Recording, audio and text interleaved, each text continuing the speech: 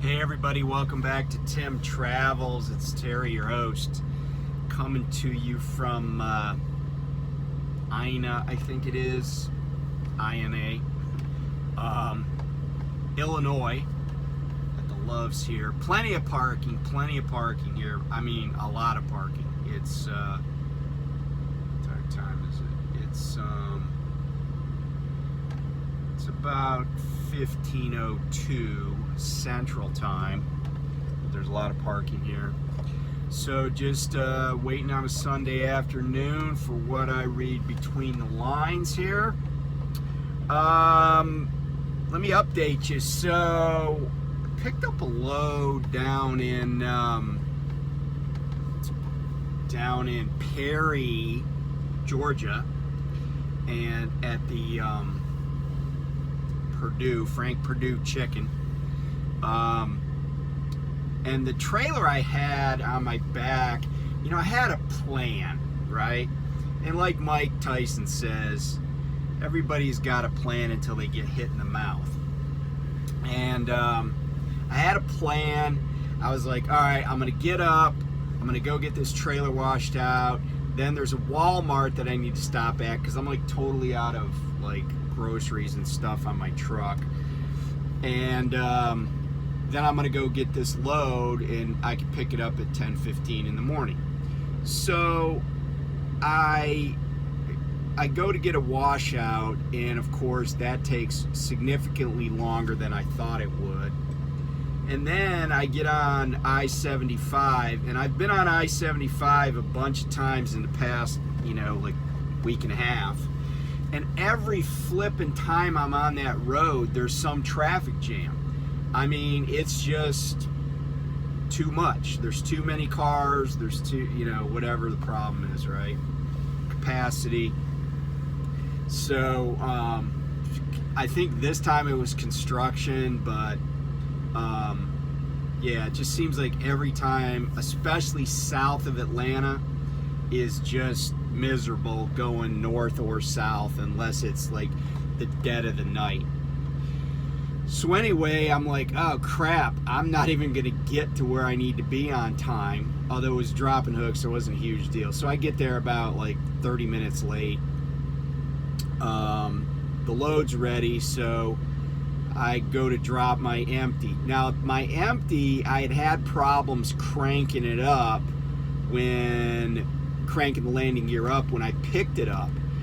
So then I'm trying to crank the landing gear down. I'm messing with it. It's like the gears are stripped, and I'm cranking, but then I realized there's a bunch of tension on it. So I like stepped back because I knew I was going to let go of the handle, and I did step back, but I didn't move my right hand out of the way fast enough, and the end of the handle smacked into, well, basically this part, like right above my thumb, like right in here. And after walking back and forth up and down the side of the trailer and swearing for like 5 minutes, I finally got this stupid thing to crank the landing gear down.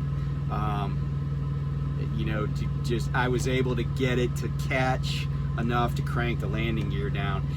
And luckily I had my winter like work gloves on, the ones that I also pump fuel with. It's the ones I showed you before. I'll show you again, because these are the Wells Lamont gloves. These things are like, these gloves have been through 2 winters. I have a new pair over there, but these gloves have been through 2 winters, and they're still, they're filthy, right? But they got padding because they're insulated. And I really think, first of all, I didn't break anything because I can move my hand around, but I was surprised. It hurt like hell when it happened, but I pretty quickly I was like, I don't think I broke anything. But I really thought that today it was going to hurt more than it does. It hurts if you touch the spot, but that was it. But that was just the beginning of the trailer follies that I had yesterday. Okay, so I get that empty dropped, and I go around, and I'm on the dirt lot, and all these trailers are draining chicken juice, and it's pooling because there's giant holes. So I find the trailer I'm supposed to get, I back in, I do my normal routine, I hook up the air, and as soon as I hook up the air, because I always hook up the air first, once I'm under the trailer and kind of latched, I get out and put my airlines and my cable on, and immediately put air to the trailer, because then I can check everything, right? And I want to get the trailer aired up. As soon as I do that, I hear like really loud. So I'm like, eh. So I crank up the landing gear, and I'm like, this place is nasty. I'm gonna pull this trailer out if I can get the brakes to release. I'm gonna pull this trailer out, and I'm gonna figure out what the problem is. So, I mean, other than I already knew I had an air leak. So I pull the trailer out, and I get it like perpendicular to the other trailers, and I go back there, and I start sticking my head under the trailer and in between the tires, and then I realize that what's making the noise is the airline to the right way contraption, and it's like blasting out of there. But also on the airline to the right way contraption, there's already several layers of like packing tape, not even like that high speed tape, just like, sealing up a box for moving tape. And so somebody had already had that problem, and look, I would prefer it if every trailer that I picked up is in 100% awesomeness order. But I also get the vagaries of this business. And who knows, maybe they, and I'm going to illustrate why I don't get too upset with that. So, obviously somebody dropped this trailer off there. It got loaded. Maybe that thing just blew out when I put air to it, where they had taped it up. I don't know. But in any event, I pull around the corner to get out of the way, and I get on the pavement because I'm like, somebody's going to have to come fix this.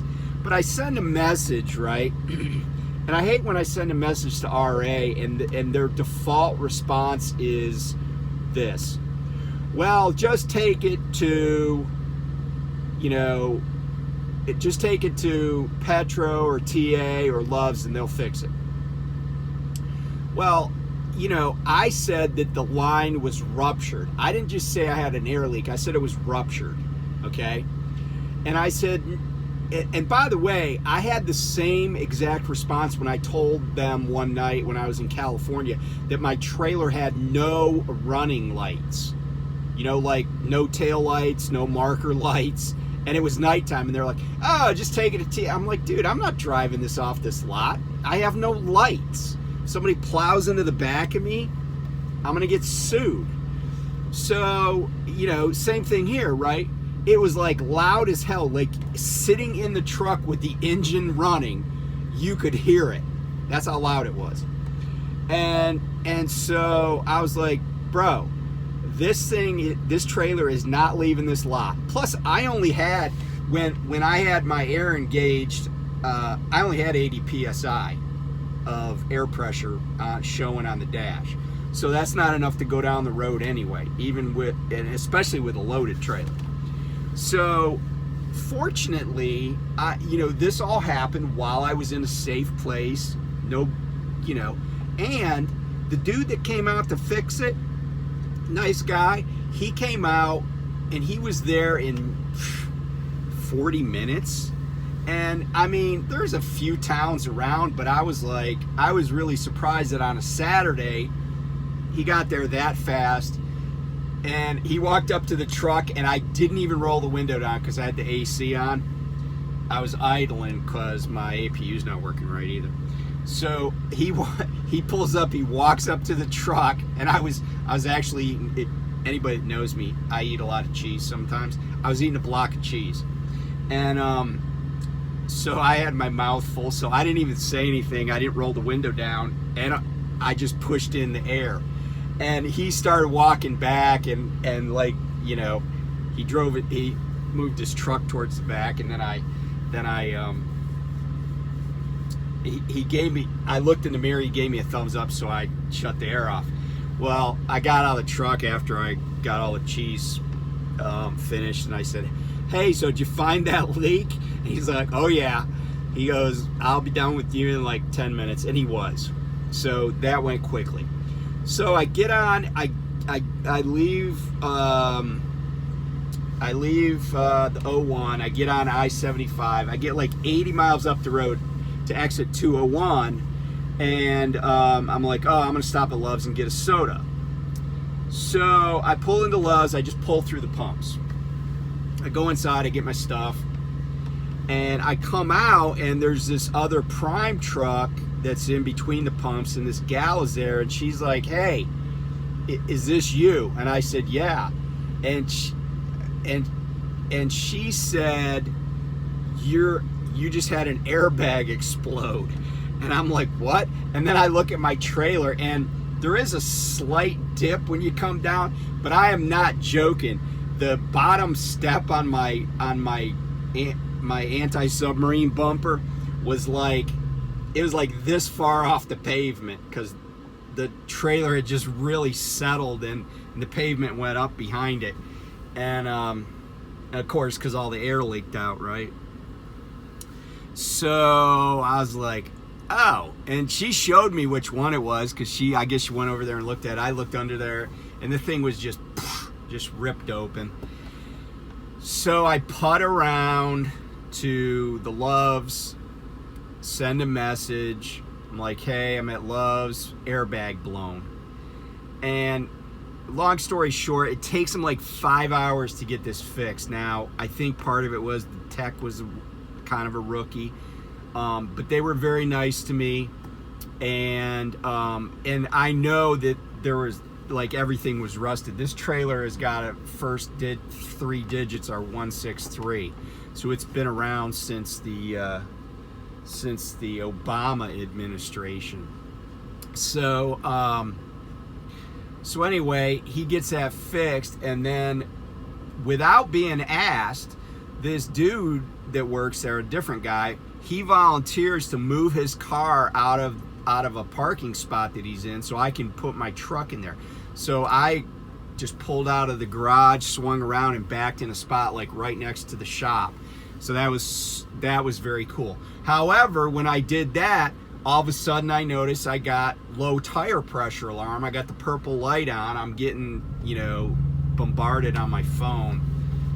So that thing's been kind of going on and off. I had about 10 messages today. So this trailer, once it gets unloaded in St. Joseph, Missouri, I'm going down to Springfield anyway, and I'm gonna be like, get this thing out of service, get it fixed. It's kind of a dumpster fire anyway. Like, you could just tell this thing is old as hell and has been rode hard and put away wet. So I'm just gonna be like, don't give this trailer to somebody else, just until you get it fixed. You know, fix the sensors, fix the airlines, whatever it takes, or sell it. That would be okay. Okay, so that's my up to date. Today's the 30th of April, the last day of April. Tomorrow is May 1st, May Day. On this date in history, interesting stuff. Edouard Manet, the Impressionist, the great Impressionist painter, died on this day in 1883. He was born and died in Paris. You know, I'll say this about Impressionist art. I love Impressionist art. I love all art. But I really do love Impressionist art. If you ever get the chance to go see Impressionist art, like Monet, like Van Gogh, like Seurat, any of those people, you know, there are many others, but if you ever get to see that stuff up close, like go see the actual paintings, you will have such a greater appreciation for the art than you may already have. And it's amazing what these artists did with paint, and it could have been oil or gouache or some other medium, but what they did,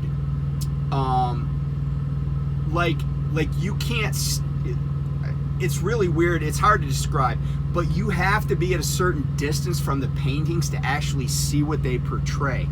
Like, it's not like a picture where you can get up closer and have it be, maybe see more detail or more clear, because of the way the art is made. It's quite incredible.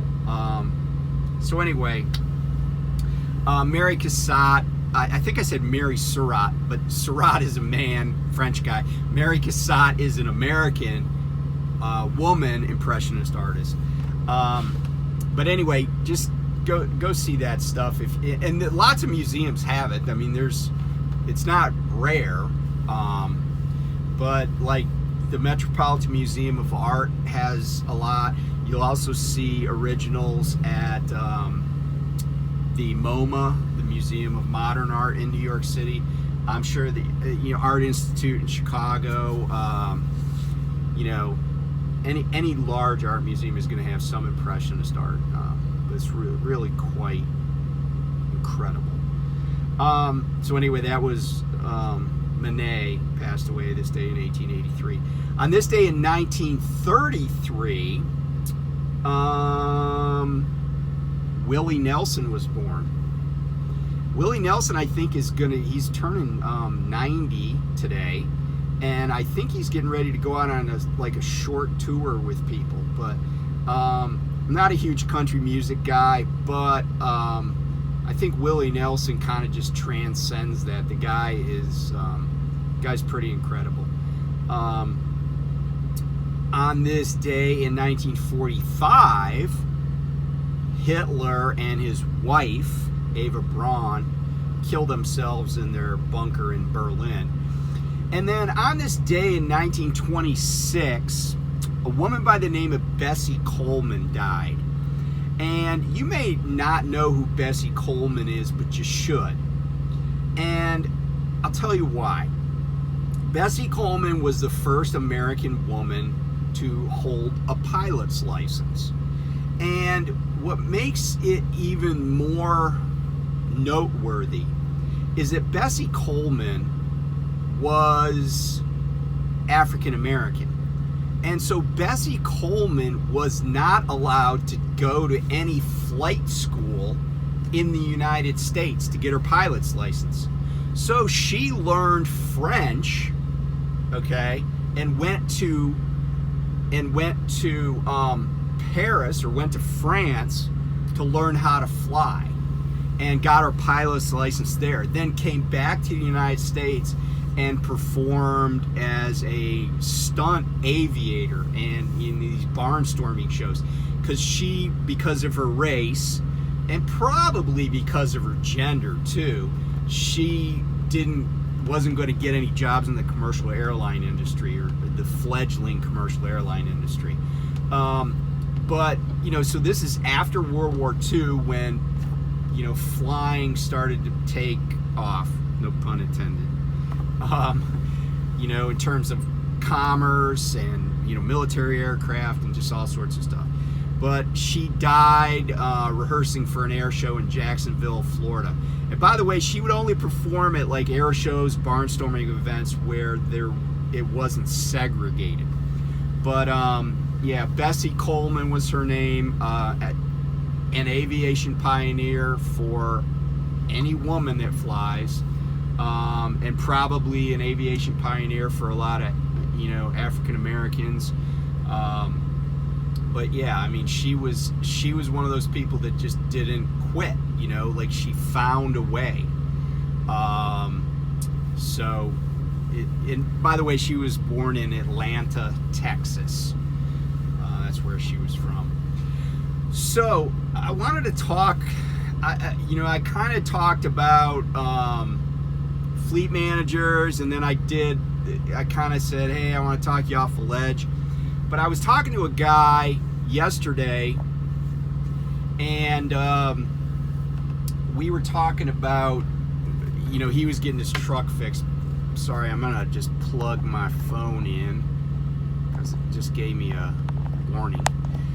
Anyway, we were talking, and I was telling him about leasing at Prime, and he was like, oh, I just heard all these people on YouTube saying how bad it was. And I was like, yeah, I'll tell you what I made this year so far. And I explained all the situation to him, and he was like, dang, and I told him what I made over the past 2 weeks, which, by the way, was a little over, it was $2,934 was my pay on for this week's settlement. But I was in the whole $1,200 and change from the previous week because I had been on home time. So, I said, so essentially the way I might look at it is I might say, okay, well, that's, $1,867. I think that, wait, no, that's not right. Not 1,800. $1,467 for per week for 2 weeks, right? That's $2,934 divided by 2. I think that's right. And I said, so, I think $1,467. Now, obviously, I need to pay income tax, and that's a whole, I got my strategies. But I don't think that's bad outcome for a week I didn't even work. And he was like, yeah, man, that's more than I make working, a lot of weeks. And he's with a smaller company, and I was kind of telling him, I said, you got to pay attention to the tea leaves nowadays. You got to, is there something going on that makes you think your company's struggling? And, we were talking about some of the warning signs. But I was also interested to see, now I'm not worried about US Express because they're getting bought out by KNX. I think that's an $808 million deal. But I was looking at numbers for some other publicly traded companies. And one of the companies that a lot of Prime drivers seem to go to if they decide they're going to leave Prime is Landstar. So I looked at Landstar's numbers. Actually, they came up in an article I was looking at, but I went back and checked them. So just to give you an idea what the market's like for some of these other companies that they're not necessarily peers of Prime, and they might not be peers of your company, but just to give you an idea. So Landstar is basically all owner operators. I think there's nobody at Landstar that's like company. I could be wrong, but I'm pretty sure it's mostly owner operators. And Landstar's owner operator revenue for the first quarter of the year was down 24.4% year over year. In their van division, owner operators, the revenue for the van division was down 30.1% year over year. So this quarter that just passed, Q1 of 2023 versus Q1 of 2022. And then their flatbed revenue is down 7.6%, which is kind of interesting because I think I saw on one of Lyle's comments on one of Lyle's videos, somebody in flatbed at Prime said they've been doing okay. They feel like they've been doing okay, that business has been pretty okay. So 7.6%, to the negative, not a huge drop. Revenue per mile at Landstar for vans down 26% year over year. That's revenue per mile. And flatbed down 6%. The reason I think that's important because I'm guessing that these guys get a cut of the revenue per mile. That's the number that, that's the number that we all, anybody that's an owner operator is going to go by. So I mean, but here's the interesting thing about this, right? What do you think happened when these really negative numbers came out? What do you think Landstar's stock did? Well, guess what? It went up. Why? Because they still beat Wall Street expectations. Now, there might be drivers at Landstar that are starving, but stockbrokers don't care. People that buy the stock of this company don't care. All they care about is Landstar did less worse than it was anticipated that they would do.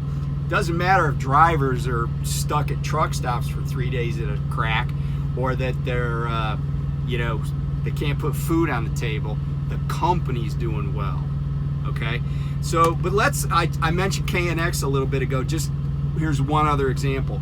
Revenue at KNX, and this is the whole company, so that includes anything at Knight. So Knight has several divisions. Anything at Swift has several divisions. Anything at Bar None, anything at Abilene, anything at AAA Cooper, which is an LTL carrier. This is their total revenue. Revenue excluding fuel surcharge, down 12% year over year at KNX. So the thing is, right, like, I felt that I'm not doing horrible. I'm okay with where I'm at so far this year as we've finished up 4 months. But I'm hoping it'll get better. I'm especially hoping it'll get better because I'm going to get a trainee on my truck, and that trainee's compensation is going to be greater than the previous trainees that I've had. So I'm kind of taking a leap of faith here in taking a trainee on, but I'm cautiously optimistic, and I tend to be an optimistic person. I mean, I know it doesn't seem like it in videos, but I do try really hard to understand, like, for instance, what was going on at US Express, right? And be very clear-eyed about it. But, I also tend to be optimistic about my situations, and I always have been. I've never been that guy that was like, I never spent a lot of time worrying about the next day. And it's kind of funny because if you ever read the book Lone Survivor,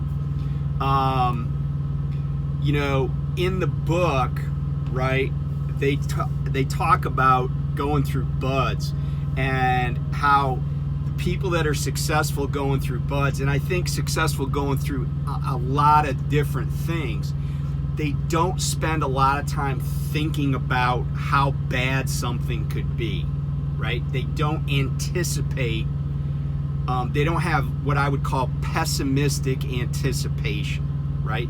They don't look, because a lot of times people say, oh, I'm looking forward to doing X, right? But looking forward is a double-edged sword, right? Like, some people look forward to going on vacation. It makes them feel good. They're happier. But some people look forward to things like dental work or surgery or, meeting with somebody. I mean, in really negative things. And a lot of times that impacts what we do and or how we do something. Like, for instance, I mentioned dental work. I mean, I'm not joking when I say I think there's a lot of people running around with only half their teeth because they're so worried about going to the dentist that they just don't ever go.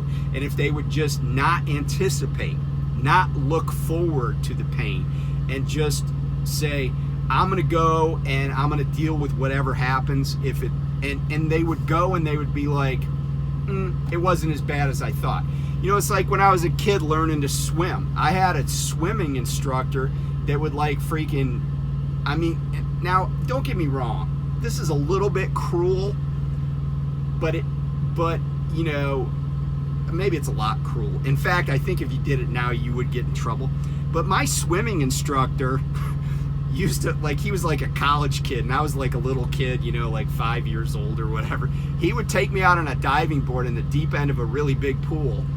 This is when I was a kid living in Florida. He just shoved me off, right? And I would be like, no, no, no, no. And he would shove me off, and then of course I'd swim to the side. And that's how the Navy taught people to swim for years. My uncle got tossed off a boat in Seneca Lake, New York, because there used to be a boot camp up there during World War II. But you know, I anticipated like it being worse than it actually was, because I'm pretty sure, I don't know, maybe this guy was a sadist, but I'm pretty sure that he knew he didn't think I was going to drown. I also am pretty sure that he would have got in and got me out of the water if I had like not swam.